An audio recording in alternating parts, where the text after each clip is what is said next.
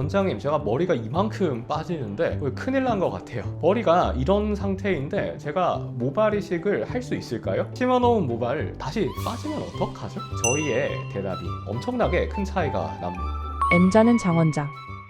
안녕하세요. M자는 장원장 장태호 원장입니다. 여러분들이 진료 보러 오시면 가장 많이들 물어보시는 질문 5가지 제가 답변 드리는 그런 시간 한번 가져볼까 하니까요. 주의 깊게 봐주시면 감사하겠습니다. 첫 번째 질문, 진료실에 들어오시자마자 저한테 휴대폰으로 사진 하나 보여주시면서 원장님, 제가 머리가 이만큼 빠지는데 왜 큰일 난 것 같아요 라는 말씀입니다. 사실 사진을 하나만 보여주셔가지고는 말씀을 드릴 수 있는 게 거의 없는 경우가 대부분이기는 하거든요. 왜냐하면 사람마다 머리카락 굵기도 다르고 길이도 다르고 모발이 생장 주기의 길이도 꽤 다르다 보니까 하루에 정상적으로 빠지는 모량이 엄청나게 큰 차이가 납니다. 예를 들어 초등학생들처럼 생장기가 엄청나게 길 때는 거의 안 빠지는 경우도 있는데 그런 분들조차 한 30대 들어가면 이전에 비해서는 막 2배, 3배 이렇게 빠지는 게 정상적으로 일어나시는 경우도 있거든요. 그래서 이런 질문을 하실 때는 사실 저희들한테 평소에 제가 한 100 정도 빠진 것 같은데 요즘 한 2, 300은 빠지는 것 같아요.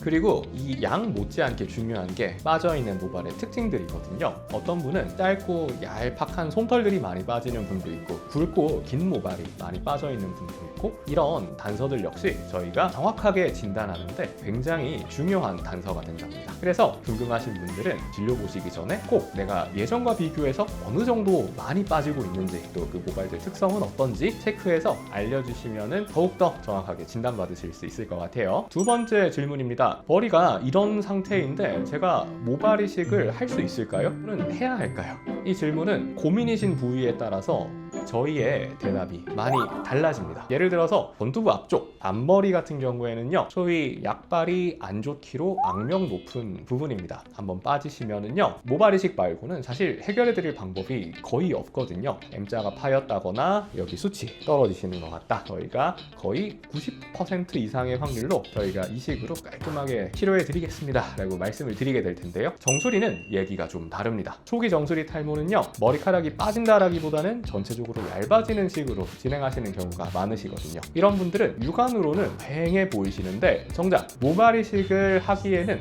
불가능한 경우도 많이 있으세요. 이런 분들은 먹는 약이라든지 주사 치료 같은 걸 먼저 해보자 라고 제가 말씀드리게 될 가능성이 아주 높으니까요. 진료를 보러 오시기 전에 내가 아마 수술을 하자는 말을 듣겠구나, 아니겠구나 예상을 하실 수 있지 않겠나 생각됩니다. 세 번째, 이식한 뒤에 티가 많이 나나요? 이 질문은 수술을 받으신 분들 모두의 고민이실 거예요. 우선 앞머리에 수술을 하신 분들 같은 경우에는요, 이식 부위를 가릴 수 있을 만큼 윗머리가 충분히 있으시다면 사실 크게 걱정하지 않으셔도 괜찮습니다. 남자분들은 보통 이제 눈썹 정도까지 앞머리가 길이가 나오신다면은 어떤 식으로 이식을 하시더라도 가리는데 크게 어려움은 없는 것 같고요. 여자분들은 앞머리가 기신 분들이시라면 좀 짧게 커트해서 뱅을 만드시는 식으로, 또는 옆머리만 안쪽에 이렇게 심으신다면 그대로 갖고 계신 앞머리로 이렇게 자연스럽게 덮어서 가리시는 게 어렵지 않습니다. 문제는 뒷머리인데요. 삭발 방식, 저희는 투블럭 방식이다 라고 표현을 하는데, 남자분들 같은 경우에는 해병대 원들 있죠. 그러니까 상륙 돌격형 머리를 제가 만들어 드리는 경우가 있고, 여자분들은 머리 안쪽을 긴 직사각형 모양으로 깎아서 덮어 놓으실 수 있게 해드리는 경우가 많은데, 여자분들은 사실 머리카락 한 2주 정도만 묶으시면 티가 나실 걱정은 안 하셔도 괜찮습니다. 그런데 남자분들은 여기 목덜미에서부터 머리카락을 짧게 깎으니까요, 부분 가발 같은 걸 동원하더라도 완전히 티가 안 나도록 하는 건 좀 어려운 것 같습니다. 그런 분들 같은 경우에는요, 제가 무삭발 모발 이식을 추천을 많이 드리고 있거든요. 뒷머리를 제가 채취할 모발만 미리 하나씩 깎아둔 뒤에 모발을 뽑아내는 방식이라 주변의 모발이 그대로 있어서 수술하신 직후부터도 티가 전혀 나지 않으시는 방식입니다. 앞머리 길이가 충분해서 앞머리도 가리실 수 있고 뒷머리까지 티가 안 나니까 다음날 바로 출근하셔도 최소한 티나는 것 때문에 걱정하실 필요는 없으실 겁니다. 네 번째, 심어놓은 모발 다시 빠지면 어떡하죠? 라는 질문인데요. 이런 질문 하시는 분들 많은 경우에 주변에 모발 이식을 받아보신 분들이 계시더라고요. 모발 이식 애써 받았는데 뭐 다 빠져서 소용없더라, 한 5년 10년 지나니까 아무것도 안 남았던데, 이런 이제 주변의 경험담을 들어보신 분들이 많으신데요. 제가 생각하기엔 대부분의 경우에 의사 실력 문제입니다. 우선 저희가 뒷머리를 뽑을 때 앞으로 탈모가 진행이 되지 않을, 그러니까 안전 영역이라고 하거든요. 거기서 모발을 안정적으로 채취를 해서 나와야 되는데 뭐 예를 들어서 의사가 실력이 좀 모자라다든지 좀 무리하게 수술 계획을 세워가지고 안전 영역이 아닌 곳에서, 그러니까 나중에 빠질지도 모르는 모발을 채취에다가 심었다. 당연히 시간이 지나면 빠질 수도 있겠죠. 그리고 모발을 채취할 때도 다치지 않도록 깨끗하게 채취하는 게 아니라 뭐 예컨대 저희가 산삼 채취할 때 보면 잔뿌리 안 다치게 이렇게 조심조심 채취한다고 하잖아요. 그런 거 없이 그냥 손으로 훅 잡아서 우드득 뽑았다.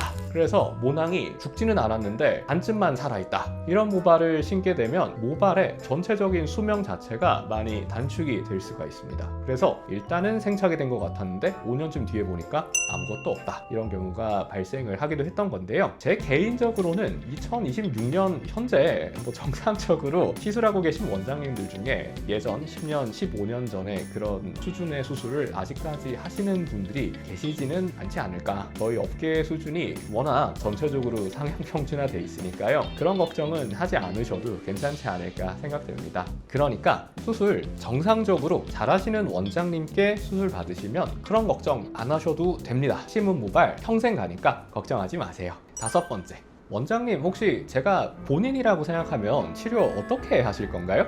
라는 질문인데요. 이런 얘기들 많잖아요. 그 라섹 수술하는 안과 원장님 중에 왜 아직 안경 쓰시고 계신 분들이 그렇게 많으냐.